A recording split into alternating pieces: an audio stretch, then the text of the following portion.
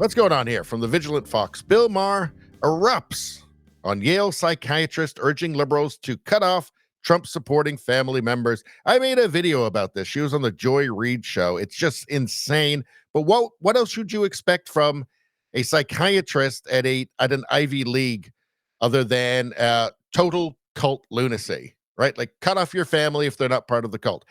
This is what cult leaders would tell you to do, right? Cut yourself off from anybody who might make you question any part of the cult.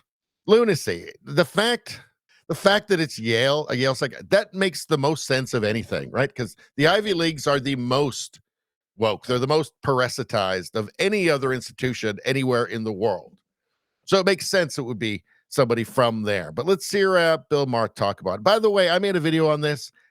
If you're not subscribed to the channel, subscribe. You'll see all of my fine videos. It's great for your complexion, and it makes you feel healthier and stuff, I think. I don't know. I mean, I can't promise you that, but I don't know. I think so. Nobody has told me that, or some people have told me that. I don't know. Probably it's good for you. It's definitely not bad for you. It certainly won't hurt. So just go ahead and do that, and then they'll just all be there, and then everybody's happy, especially me and you and your family as well, and also the universe, and also like the stream as well. But let's see what Bill Maher has to say here. The chief psychiatric resident at Yale University, Amanda Calhoun, recently told Joy Reid it's okay to cut off family members if they voted for Trump and tell them, I'm not going to be around you this holiday. Oh, how pure. It's like not letting certain people sit with you on the bus.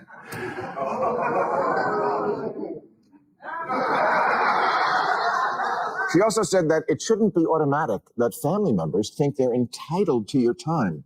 She said that's just a societal norm. Family. Who do they think they are? Family? I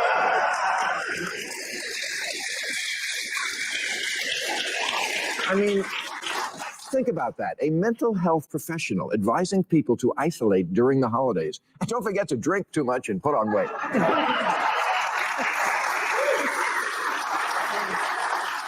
And this Thanksgiving, before the big meal, remember to take turns saying what you're hateful about.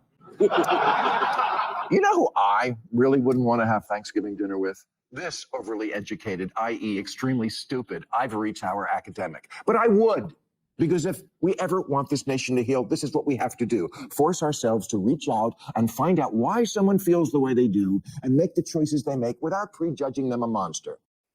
By the way, chief psychiatric resident. This cutting off family members because of their political views seems to be just a purely left-wing phenomenon.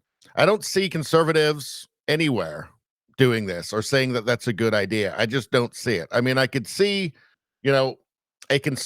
conservative parents with they made the mistake of sending off the daughter to university where she was totally parasitized by the mind virus and no longer has any free will and is just trying to provoke them all the time and thinks all their views are evil. In fact, they're evil, and these people that they grew up loving and who loved them or somehow Nazis all along, and they're responsible for all of the world's ills and every crime of history. Somebody who's gone to university and been completely misinformed and lied to about history, who's ended up completely historically illiterate because they went to get an education at a university, at a woke university. Those parents, I can see that, the daughter shows up with the shaved head or something, expecting it to make a big fuss, and they go, hey, we've been listening to you rant like a lunatic for, a few years now. Nothing's really surprising us, and then the daughter running off and then them just saying, I don't know, whatever. At this point, whatever. We just want some peace. But you don't see this whole, I'm cutting you out of my life because you voted for Kamala, or you voted for Hillary, or you voted for Biden. Like that's not a phenomenon on the right amongst conservative circles. That's a left-wing thing. And that's very telling, isn't it? Because we keep using the word cult to describe these people, the people that believe in the absurdity of this trivial redefinition of gender, for instance, this series of infinite abstractions that the word gender has been deformed into. We keep using the word cult around this stuff, around the critical race theory people talking about this, the dark side of the force, essentially, which is this thing that's just in the air that they call whiteness and white supremacy, which they're not this, they're these insubstantial things that just permeate the air around you everywhere in the universe.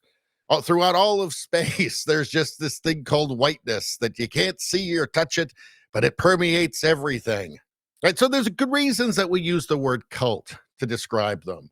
And then you see this movement, and we've seen a bunch of this from the left, especially right after the election, right? Of just cutting, you can't be around your family. You've got to cut off the people who disagree with you. Don't you know that they're Nazis? Don't you know that they're evil? That's a left-wing phenomenon. And that's also a cult tactic. So this whole calling them a cult and then them behaving like a cult, yeah, it all seems to kind of go together quite well. It's like pieces of a puzzle, isn't it? Right? Maybe we're just accurately describing reality when we call them a goddamn cult.